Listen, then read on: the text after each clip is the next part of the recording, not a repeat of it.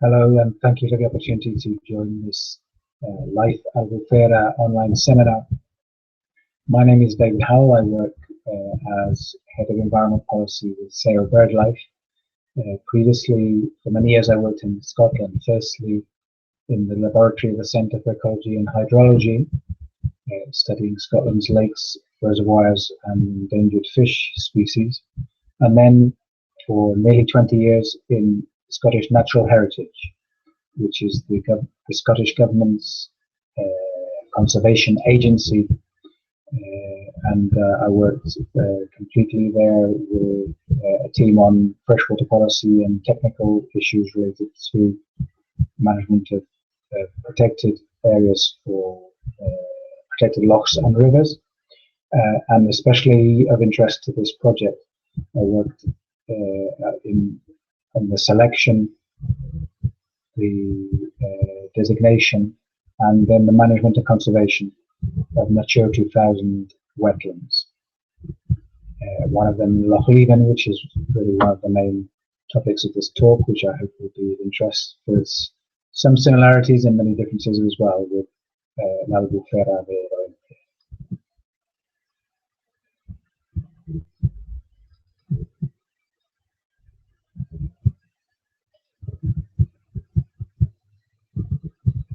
So I hope this will work. This seems fine.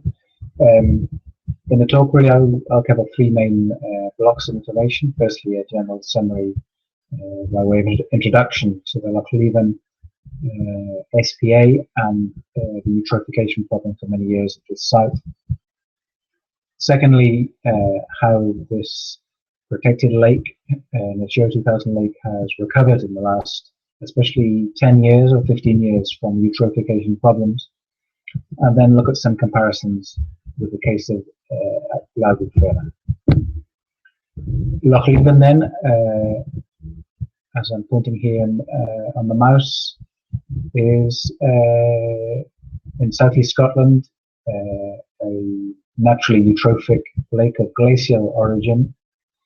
Here in the first photo here at the top, you can see that the catchment is very much farmland, with the typical crops in this area being cereals, sometimes oilseed rape, and also potatoes. And then in the hills higher up in the catchment, some forestry and open grazing land. In the middle photo, of course, we can see the fishermen. Loch Leven is known across the world for the quality of its fishing for brown trout, and also for our purposes, for considering nature conservation, it's internationally protected as a Ramsar wetland and under the Birds Directive as a special protection area, and also it has a number of UK designations, the Natural Nature Reserve and the Site of Special Scientific Interest. Here a bit more by way of detail on the SPA and its qualifying features, the bird species, especially its overwintering wildfowl. Here in the photo at the top on the right, you can see a large flock of pink-footed geese, very typical autumn and winter scene at Loch Leven. Below to the right, some hooper swans. This species also of importance in this site in the winter. And then here two photos just of two of the duck species which overwinter here in important numbers. Here we have pochard and tufted duck, and there are several others, around about a dozen other wildfowl species, which together make up the European importance of this site for its overwintering wildfowl. And some limnological data, basic data about the lake. Here, the first 4 or 5 rows here are things which don't change that much. So the surface area, just over 1,300 hectares, volume 52 cubic hectometers, mean depth just under 4 meters, a maximum depth in the deepest part nearly 26 meters, a flushing rate of 2 or 3 loch volumes a year, annual rainfall nearly 800 millimeters, slightly drier in more recent years. And here, a number of variables related to eutrophication, phosphorus and chlorophyll basically, which change quite considerably, as we'll see, and have changed particularly in the last 15 years as a result of the restoration program at the lake, trying to gradually reduce the amount of phosphorus reaching the water and creating the eutrophication problem. A typical photo of Loch Leven during what the blue-green algal blooms, which have been a problem here for many years, especially from the late spring through into the summer period.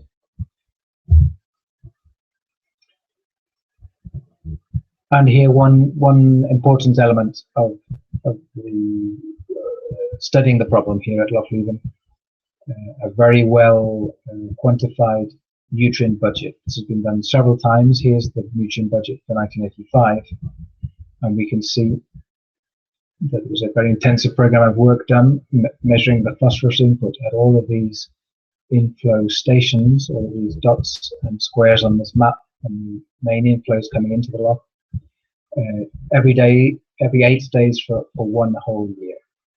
And the main elements of the phosphorus budget, the total phosphorus budget, the phosphorus coming into the loch from its catchment. The most important component here being surface runoff from the surrounding land, nearly 40%, largely in by way of solid phosphorus coming in from farmland, especially. Here, a wool mill very close to the loch, which as part of its processes used phosphates to treat the wool prior to being made into fabric. And here we can see that at this time, in 1985, the input from this source, this industrial source, was just over 30% of the entire phosphorus budget, and a little over a quarter of the budget coming in from the sewage works treating the wastewater from the populations around the shore of the loch, and a very minor proportion of direct rainfall and input from the excrements of the important numbers of wildfowl on the loch. These two figures really contrast the situation up until the nutrient budget I've just described from 1985, and the situation afterwards when restoration efforts really began to pick up. So we can see here, looking at the plot of phosphorus concentration against chlorophyll A, that up until 1985, phosphorus concentration, this is annual mean total phosphorus, ranged from 60 up to 100 milligrams per cubic meter or micrograms per liter, and chlorophyll here, chlorophyll A, from 20 up to just over 100 micrograms per liter of chlorophyll A. Latterly though, as the loch restoration program really got underway, we can see how there are much lower numbers detected, lower concentrations detected of both phosphorus and chlorophyll. And here, where these two lines cross, we're moving into what is regarded for this type of lake as good ecological status, where it's measured by the chlorophyll concentration here, just over 20 micrograms per litre, being the threshold between moderate and good ecological status for this type of lake, or here, just over 30 micrograms per litre of total phosphorus, mean annual phosphorus.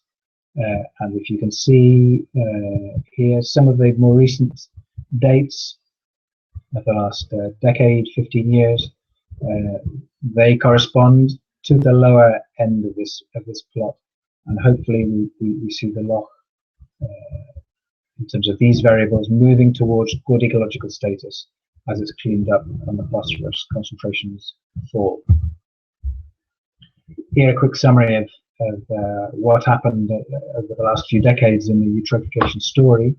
In the 1980s, efforts began and really advanced to remove the phosphate input from the wool mill, and also work began on improving the sewage treatment works so that a higher proportion of the population had full secondary treatment. And there was some perception of the recovery of the loch in response to these measures, but by no means a complete recovery. And as we move into the 1990s, then suddenly in June 1992, there was really a coincidence, a natural heritage festival organised on the shores of the loch, with thousands of people coming out on a warm sunny day to see the loch bright green, with warning signs all along the shoreline because there was a toxic cyanobacteria, a toxic blue-green algal bloom of microcystis, as a response to really the warm, still conditions that day and for the last few days, the last week or so, perhaps more. And this really was as a result of phosphorus being released from the sediment, with low oxygen conditions in the deeper parts of the loch, creating the chemical conditions for the phosphorus to be released. The activities related to the water were cancelled because of the public health risk of the toxins in the algae. So whether it was canoeing or raft racing or fishing activities, these were cancelled, and these warning signs remained along the shore of the loch for many months, and also into the following years whenever the blooms were detected.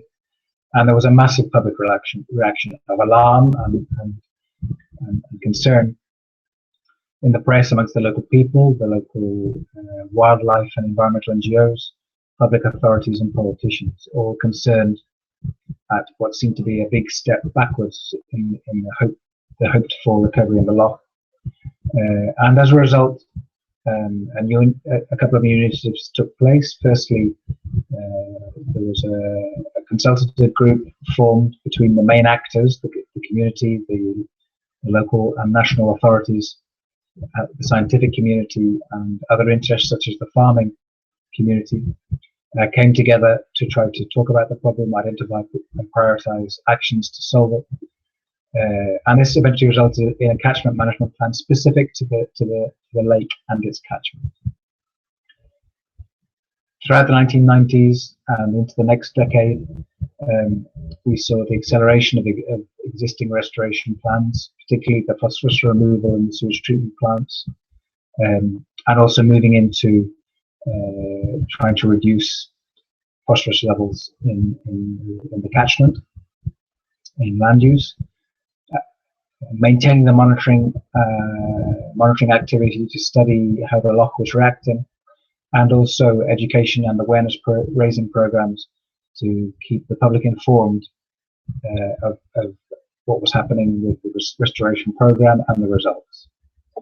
And then latterly, with the coming of the need for management plans for Natura 2000 sites, and also the introduction of the Water Framework Directive with a basin planning, we see all of this preceding action from the 1980s up until the early 2000s being incorporated into these new European management requirements with the corresponding standards, objectives, and monitoring programs. Here's the Loch Leven Management Plan, the Catchment Management Plan approved in 1999. And the main actions I've really just summarised: reduce the phosphorus input from sewage with phosphorus removal of the sewage works, limiting the housing growth. The local authorities didn't allow any new housing developments until there was proper phosphorus removal capacity in the sewage works, reducing fertiliser use and soil erosion in the agricultural parts of the catchment, maintaining monitoring activity to be vigilant around the loch, controlling public access because of the health hazard associated with the blue-green algal blooms, and a regular flow of information to be sure that everyone was well informed of what was happening with the restoration program and its results. And a number of indicators and target values were proposed to measure the hoped for progress in the restoration of the loch, with targets set, for example, for annual mean total phosphorus, as we can see here, 40 micrograms per litre, chlorophyll A, 15 micrograms per litre, annual mean, water transparency, 2.5 meters as an annual mean, and 4.5 meters as an annual mean of the maximum depth at which higher plants, water plants, macrophytes, were found to be growing. Here we have some of the results then of all of this effort, moving through the last 25 to 30 years, and thankfully we do see a recovery. We see the reduction of phosphorus concentration, the annual means, and also the chlorophyll A concentrations, moving down to the target levels stipulated in the Water Framework Directive for good ecological status. In this diagram, a little complicated, I'll just concentrate on part A here and part B of the diagram.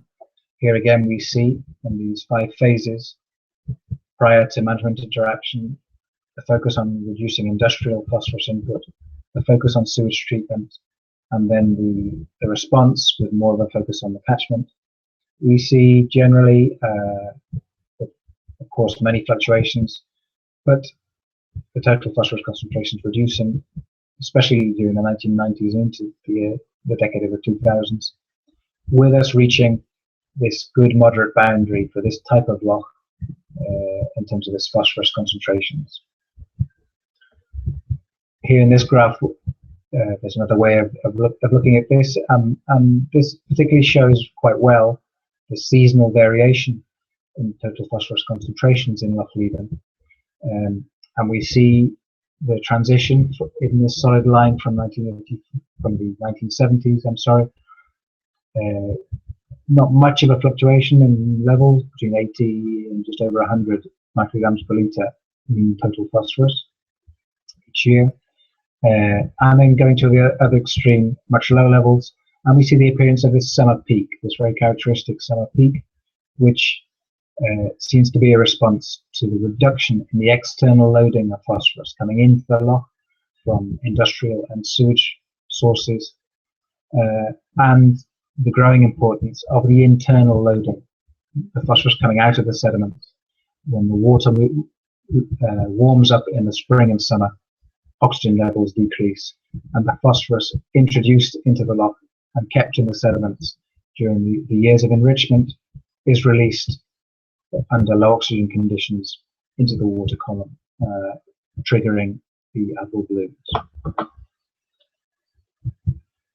Here again, thinking of the objectives and targets of the Loch Leven management plan, we see water transparency improving with that reduction in chlorophyll concentration, and here the increase in the maximum depth at which aquatic plants, water plants, are found to be growing, the higher plants, that is the macrophytes. So almost reaching the management plan target by the year 2010.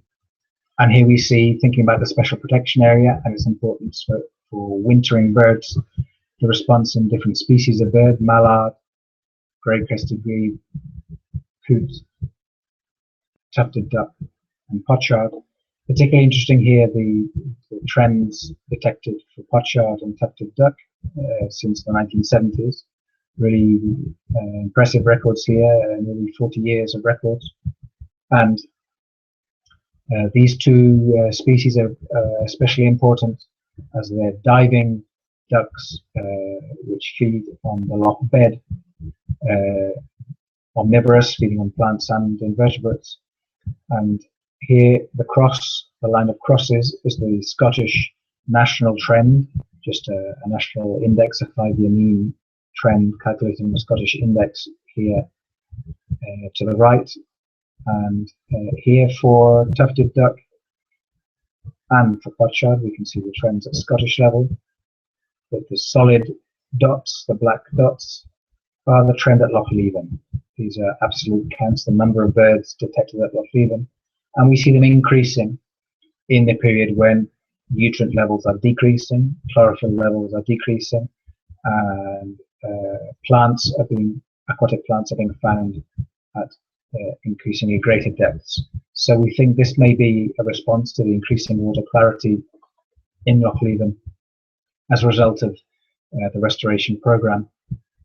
with these birds being able to see better underwater and find the water plants which are gradually recolonizing into deeper and deeper water. To think about the Albufera now, L'Albufera here compared with Loch Leven, in some respects similar, in others very different.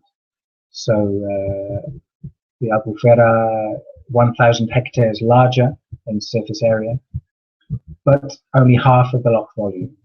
Why? Because Loch Leven has these much deeper areas, nearly 26 meters maximum depth in Loch Leven, whereas the Albufera are very shallow throughout the whole area of the loch, and for this reason we see this, these considerable differences here above.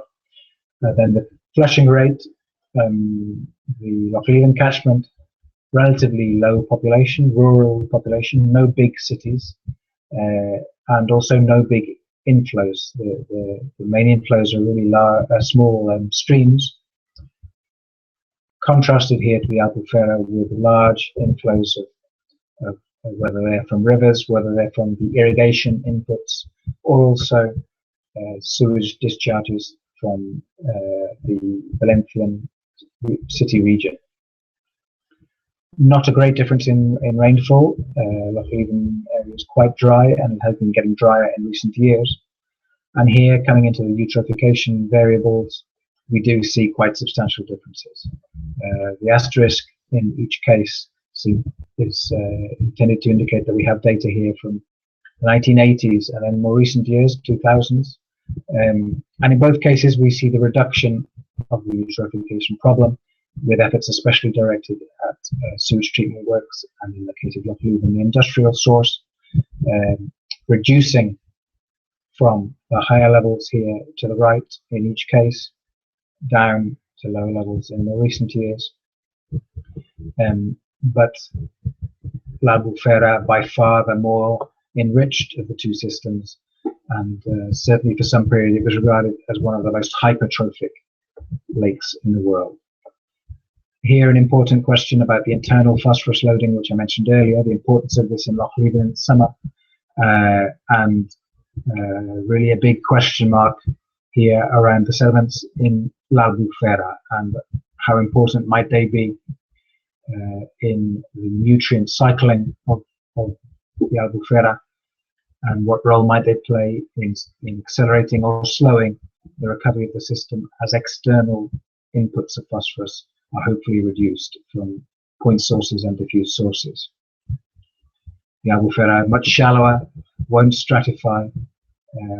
Of course, it will warm up, and it has quite rich sediments. So there's a question here about how much phosphorus will be released from these sediments, as the phosphorus tends to be in solid form and bound to particles on the lake floor that may be released in anoxic conditions. To conclude then, a few key messages which I think we can draw from the Loch Leven SPA experience when thinking about how to apply measures and priorities for the recovery of the Albufera. Firstly, crucial in the Loch Leven story, the long time series of good data with a strong water laboratory linked to a national institution with very clear independent views on the scientific situation and giving us good information on the nutrient and water balances of the lake, combined with